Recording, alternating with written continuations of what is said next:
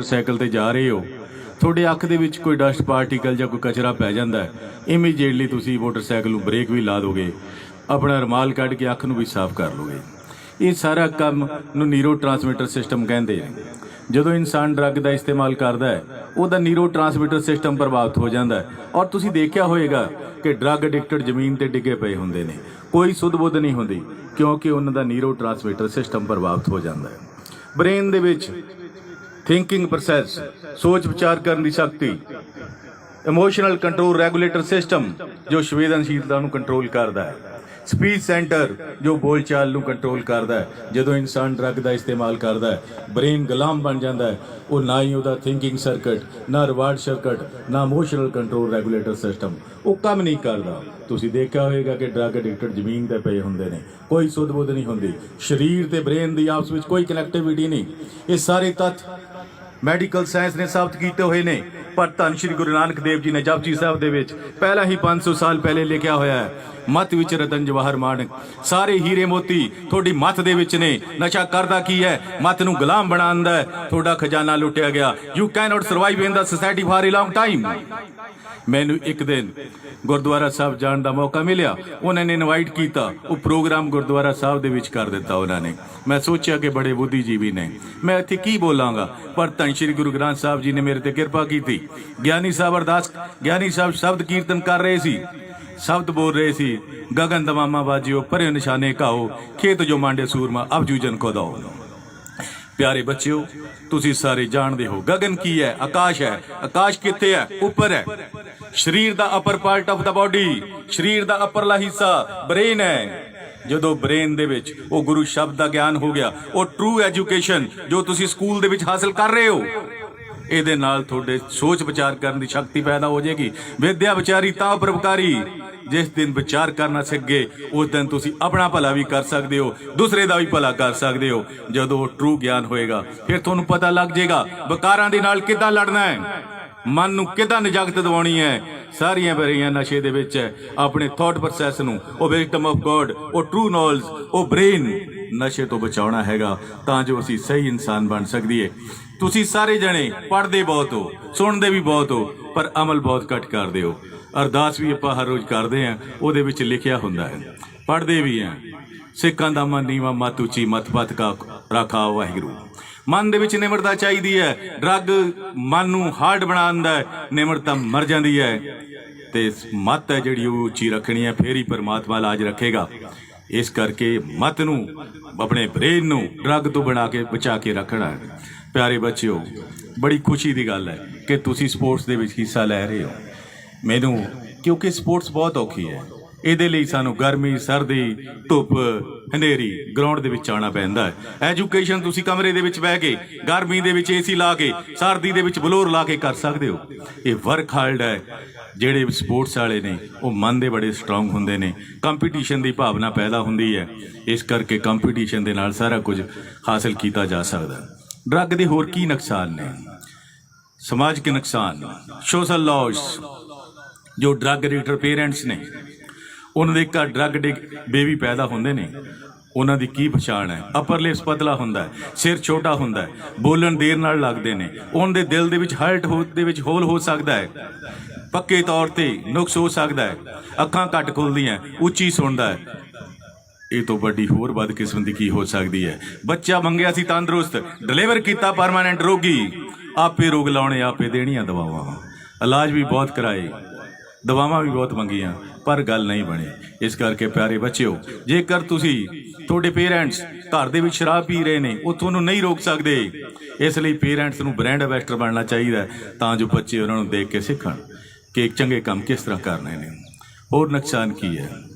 पैसे का नुकसान, इलाज बड़े महंगे ने।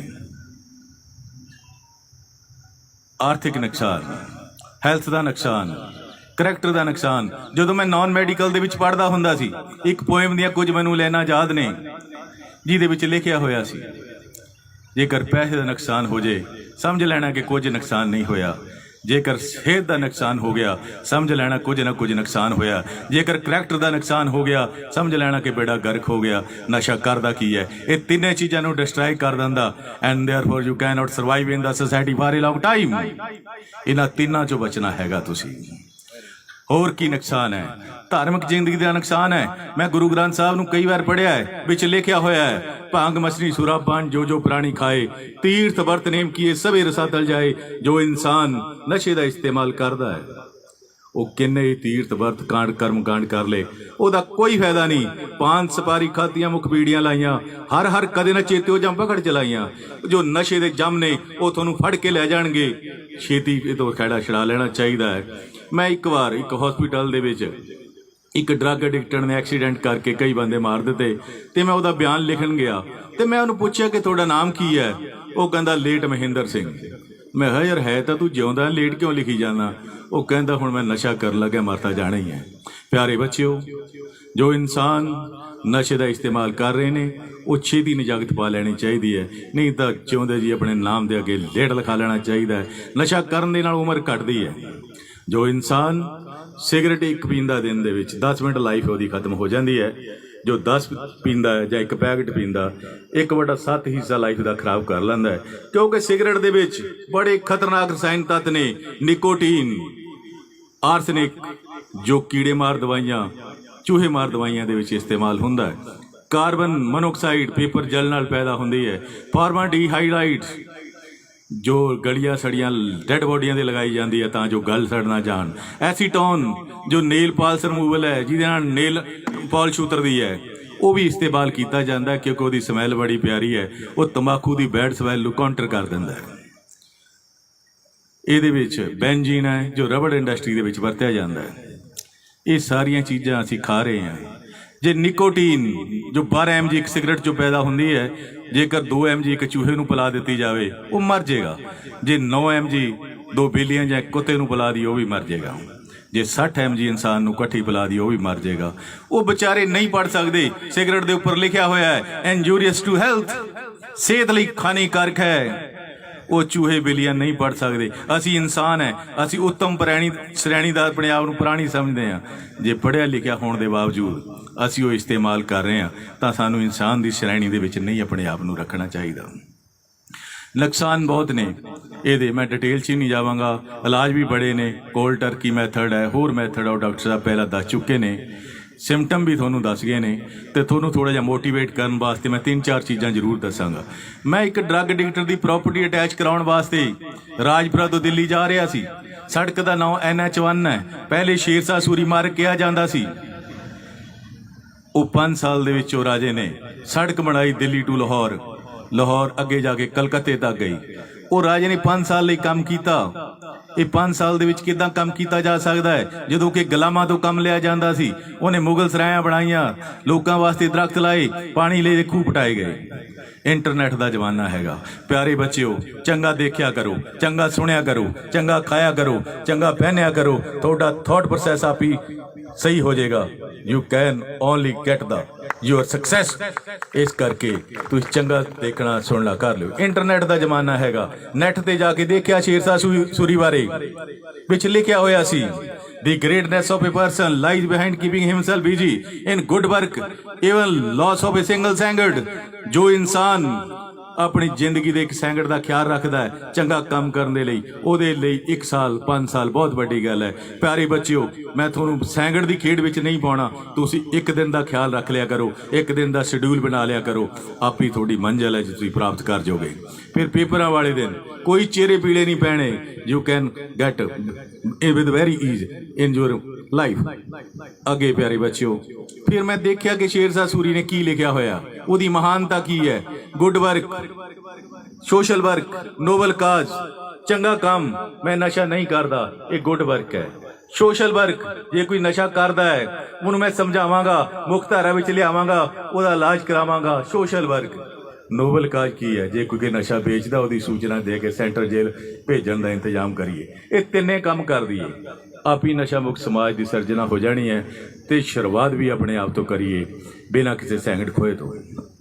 इंटरनेट का जमाना है तो मेरे दिमाग दे विच आ गया भी शेरशाह सूरी ने बड़े काम कीते ने। हिटलर की याद आ गई, हज़ारां करोड़ के करीब बंदे मार दिते उन्हें, क्योंकि वह नैगेटिव थॉट सी, I have only one alternative, victory और डेथ, जित या मौत। हार नेड़े आके सुसाइड कर गया। ये नैगेटिव विचारधारा है। मैं तुहानूं कह रहा सी पॉजिटिव माइंड, मैं हिटलर नूं सोच नूं चेंज कीता। There is only one option for drug addicted person, that is physical death और सोशल डेथ। जो इंसान ड्रग का इस्तेमाल करता है उसकी समाजिक मौत ते शरीरक मौत हो जाती है। नशे नाल सारियां प्राप्तियां खत्म हो जांदियां। प्यारे बच्चों, पढ़ लिख के तुसीं अफसर भी बन जाना है, वो शौहरत मेनटेन रखनी है, सारियां प्राप्तियां का खात्मा हो जाता है। क्योंकि मैं एक 1990 की गल है, एक अफसर बहुत वधिया सी, पढ़ लिख के बहुत वधिया अफसर बन गया, इंटैलीजेंट बहुत सी, बाद चों नशे का आदि हो गया। वाज बड़ी प्यारी सी, गज़ल बड़ी वधिया गाउंदे सी। उन्होंने मैनू शाम को इनवाइट कर लिया सैक्टर 7 चंडीगढ़ दे विच। वो 10-12 पैग शराब दे पी गई, चेन समोकर सी, सिगरेट पी रहा सी। मैं सोचा कि रघवीर बड़ी गलत जगह फस गए हो। What I always try to convert negative into positive. वो नैगेटिव विचारधारा मैं पॉजिटिव दे विच बदलना चाहता सी। वो शराब पींदे रहे। जदों मैं उठ के आउण लग्या तो मैनू कहण लगे कोई होर गल सुणा दिओ। जो गल सुनाई सी मैं तुहानूं कह दिंदा। मैंने कहा था कि नशा छोड़ दो, पर वो शरीर छोड़कर चला गया। वो रोन लग पे, कहते मेरी वाइफ ते बच्चे छड्ड के मैनू चले गए ने, इस करके कला करके पीना है। मैं नहीं सर, नशे के कारण ही तुसीं कल्ले रह गए हो। कुछ दिन बाद जमीन ते डिग पे, हैड इंजरी हो गई, तो मैनू भी जाण दा मौका मिलिया। कहते इत्थे जमीन ते डिग पे ने। इंसान दी फितरत है, वो देखदा कि इंसान कित्थे डिगया। What we don't see from where person fallen, ये असी नहीं सोचते कि वह कितों डिगया। आओ प्यारे बच्चे ध्यान नाल देखिए। न्यूटन के सिर के उपर सेब बजया, जे मेरे वर्गा हुंदा चुक के खा जाना सी। उन्हें सोचा कि थले क्यों डिगया, उपर क्यों नहीं गया। Law of gravitational force, centripetal force की खोज कढ़ी, सारी स्पेस इंजीनियरिंग, सारी सिविल इंजीनियरिंग बदल के रख दी। आओ प्यारे बच्चों ध्यान नाल देखिए कि क्यों डिगया। जदों नशा करन लग पिया सी, पहले वो टैंपरेरी तौर पर डिगदा सी, बाद चो परमानेंट तौर पर डिग पिया।